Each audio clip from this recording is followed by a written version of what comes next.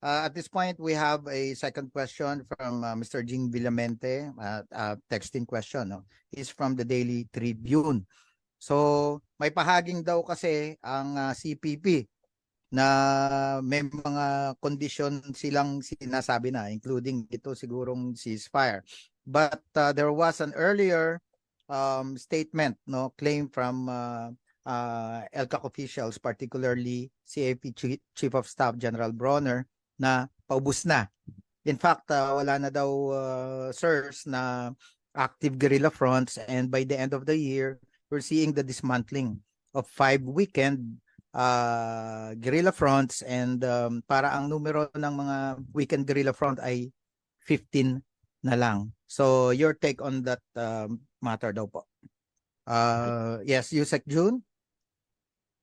Yes, no, tama yung we agree with the report of the Chief of Staff that we have significantly degraded the capability of the CPP, NPA, and DF already. But yun nga, as we proceed in these peace efforts, referring to the amnesty and the possibility of having a final peace agreement, we have to be very, very careful then and learn from our historical mistakes in dealing with them. As mentioned by ADG Malaya, nagkaroon na tayo since 1992, no? We had 4 rounds of talks already with 5 different GRP peace panels composition. Ang kausap po nila are the same persons minus Joma. So the same people ang kinakausap ng panel din natin ngayon. So we have to be very also, and again, learn from our historical mistakes in the past, because a day after when the joint Oslo communique was published, di ba? A day after that, naglabas din ng statement si Miss Juliet De Lima and Marco Balbuena, seemingly asking as with the past peace negotiations to include yung secretary si Miss Julieta De Lima made mention about the socio-economic reforms, political and the constitutional reform, referring probably alluding to CASER and CAPCR na yung previous panel natin ay hindi nag-concur. Pero yun po kasi yung mga, that's why siguro yung ating mga kababayan are raising some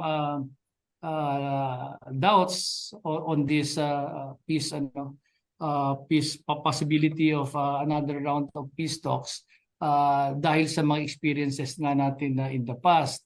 Tapos yung kay Marco Balbuena, yung spokesperson ng CPP-NPA, pati yung withdrawal ng mga military sa mga communities, in some communities in our country, they're calling for yung withdrawal noon, tapos release of some alleged political prisoners and consultants. So these are the same things that were demanded to previous panels natin, which alam naman natin wala pong nangyari. So kinakailangan we have to move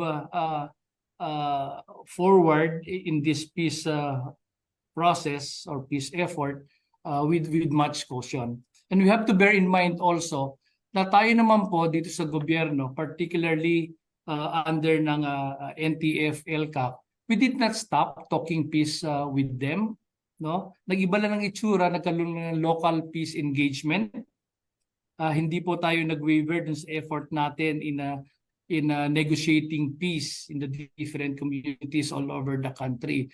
Yun lang, ang itsura lang niya, local peace engagement. We're in the communities, the local government units, local chief executives are the ones reaching out to the